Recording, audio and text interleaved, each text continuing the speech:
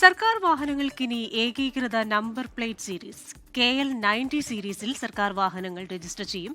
കേന്ദ്ര സർക്കാർ, തദ്ദേശ സ്വയംഭരണ സ്ഥാപനങ്ങളുടെ വാഹനങ്ങൾക്കും പുതിയ സീരീസ് നൽകും. നോട്ടിഫിക്കേഷൻ പുറത്തിറങ്ങി. KSRTC വാഹനങ്ങൾ KL15 ആരംഭിക്കുന്നതുപോലെ സംസ്ഥാന സർക്കാരിന് കീഴിലുള്ള എല്ലാ വാഹനങ്ങൾക്കും ഏകീകൃത നമ്പർ സീരീസ് വരുന്നു.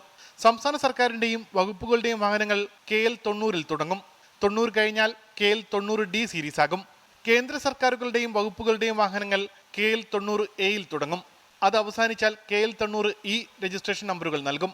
KL90B, KL90F എന്നീ രജിസ്ട്രേഷനുകൾ തദ്ദേശ സ്ഥാപനങ്ങളുടെ വാഹന രജിസ്ട്രേഷൻ നമ്പറുകളാകും.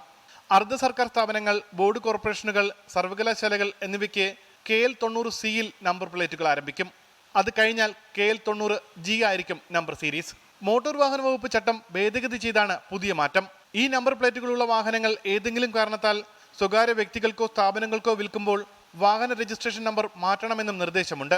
മന്ത്രിമാർ, ഉന്നത ഉദ്യോഗസ്ഥർ, പ്രോട്ടോകോൾ വാഹനങ്ങൾ എന്നിവയ്ക്കായി ചില നമ്പർ പ്ലേറ്റുകൾ പ്രത്യേകമായി മാറ്റിവെക്കും. 24 തിരുവനന്തപുരം.